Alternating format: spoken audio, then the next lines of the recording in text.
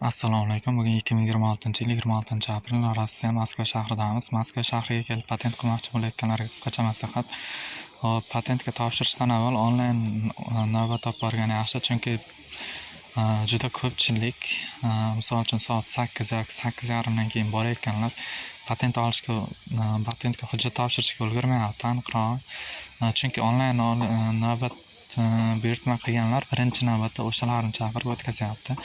Patentga onlayn navbat ololmayotganlar iloji boricha ertaroq boringlar.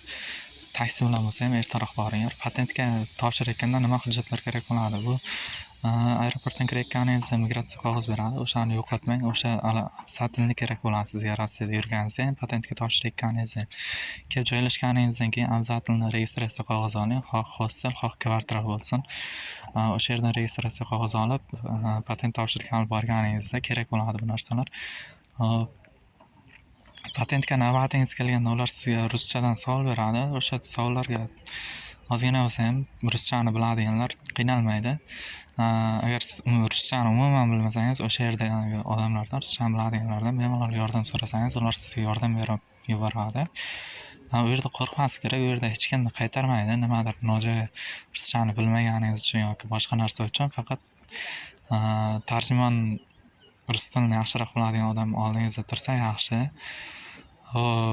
O'shalarni hujjatlarni topshirib bo'lgandan keyin ular sizga qo'lingizga qog'oz beradi, страховка qog'oz va yana qog'oz beradi. O'shalarni olib keyin to'lov qilasiz. To'lov qilgandan keyin bosqichma-bosqich barmoq izi topshirasiz, test topshirasiz, medko'rikdan o'tasiz. To'lovlar haqida, agar Rossiyaga avval ishlab ketgan bo'lsangiz, sertifikatlaringiz bo'lsa, to'lov ko'p chiqmaydi, 21 ming atrofida chiqyapti. Agar sertifikatingiz bo'lmasa, 26 ming to'lov, 25,5 mingdan 26 minggacha to'lov chiqyapti.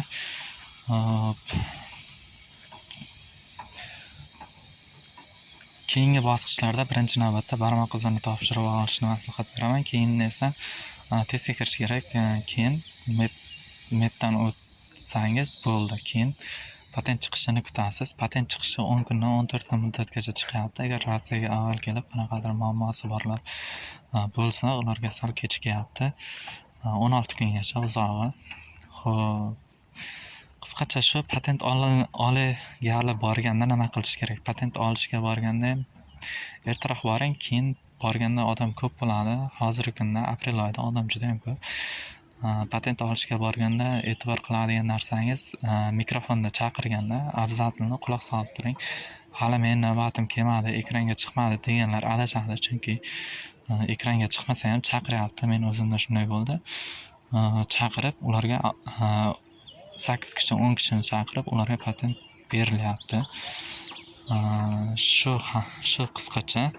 Birinchi marta Rossiyaga kelayotgan bo'lsangiz, shu 11 kun yoki 12 kunda boraversangiz bo'ladi. Telefonga сообщение kelishini kutmang.